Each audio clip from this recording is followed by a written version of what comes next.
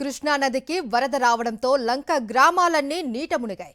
వేల ఎకరాలలో పంటలు దెబ్బతిన్నాయి. అరటి, పసుపు, కంద, బొప్పాయి, మినుము వంటి పంటలన్నీ నీట మునిగాయి. లక్షలకు లక్షలు పెట్టుబడి పెట్టి సాగు చేసిన పొలాలన్నీ నీట మునగడంతో రైతులు కన్నీరు పెడుతున్నారు. గత ఏడాది వరదలతో తీవ్రంగా నష్టపోయాము అని ఈసారి కూడా అదే పరిస్థితి తలెత్తిందని వాపోయారు రైతులు.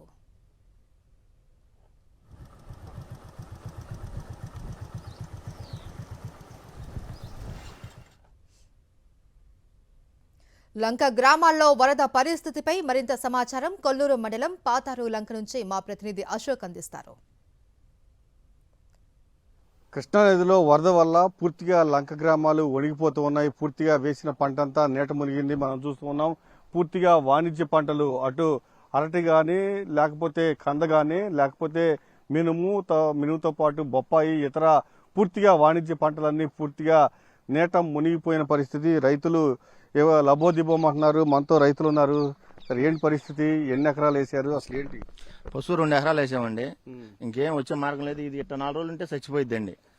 2 రోజులు ఉంటే 24 గంటలు చదివితే చాలు. 4 రోజులు దాకా కూడా అవసరంలా.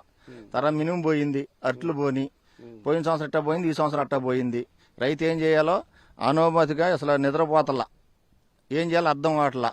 ఇట్టా ఉంటే రాను పురుగు మందులు తాగే అవకాశం ఉంది. రైతులు అనేవాడు అసలు కష్టం.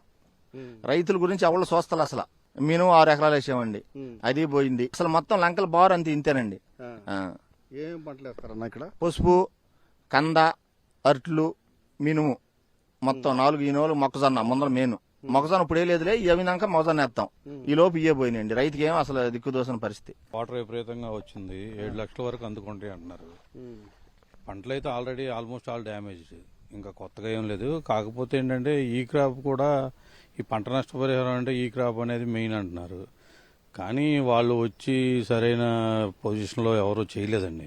పొలం మీదకి వచ్చి ఫీల్డ్ చూసుకుని చేసింది ఏం లేదు ఇప్పటివరకు అయితే. ఏదో కొన్ని ఫోన్లు చేశారు, చెప్పాము. అవి కూడా చేశారో లేదో కూడా తెలియదు.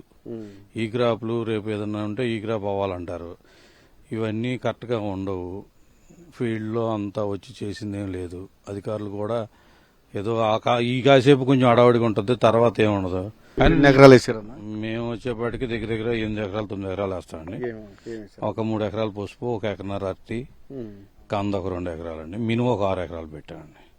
ఎంత పెట్టుబడి అయింది పసుపు కానీ అరటికి కానీ? అంటే పెట్టుబడి అంటే మాక్సిమం ఇప్పుడు కొంచెం లేట్ స్టేజ్ లో ఉంది కాబట్టి మినిమం కంటే పెద్దగా ఒక 10,000 దాకా పెట్టాము ఎకరానికి వచ్చి. పసుపుకి అయితే విత్తనం సీడ్ ఎక్కువ కాస్ట్ ఉండటం వల్ల కంద అది 2-3 లక్షల దాకా ఎకరానికి ఈజీగా అవుతుందండి. అది కొంచెం భారీగా నష్టం ఉంటుంది పసుపుకి, కందకి. ఇవి దాదాపు వెంటనే నీళ్లు పోయే అవకాశం ఉందా? లేదండి. అసలు ఇంకా చెప్తున్నారు కదా, ఇంకా 24 గంటల వరకు ఇదే పరిస్థితి ఉంది. అంతా మీరు వేసిన వేలాది ఎకరాల్లో ఈ 16 కానీ, లేకపోతే పక్కన బట్టిప్రోలుగా మండలాల్లో కానీ 18-24 గ్రామాలు ఉన్నాయి. దాదాపు ఎట్లాంటి పరిస్థితి? మీరంతా ఇప్పుడు ఈ పంట అంతా పోయింది కదా, ఇప్పుడు ఏం కోరుకుంటున్నారు? పంట నష్టం జరిగింది కాబట్టి ఫస్ట్ నష్టపరిహారం. అది ఈ క్రాప్ అనేది కరెక్ట్గా చేశారో లేదో కూడా ఎవరు సరైన అవగాహన లేదండి. అవి రైతు వారీగా వచ్చి ఫీల్డ్ మీద తీసుకొచ్చి చేసి కరెక్ట్గా ఫాలోఅప్ చేస్తే బెటర్. ఇంకోటి ఏంటంటే రైతులకు సబ్సిడీ మీద 0% విత్తనాలు ఇస్తే ఏదన్నా రైతు సేవ్ అవుతాడు. గతంలో ఇదే సమయంలో వరదలు వచ్చినాయి. పూర్తిగా అరాకొరా సాయం మాత్రం చేశారు. ఇప్పుడు మాత్రం ప్రభుత్వం వెంటనే స్పందించాలి.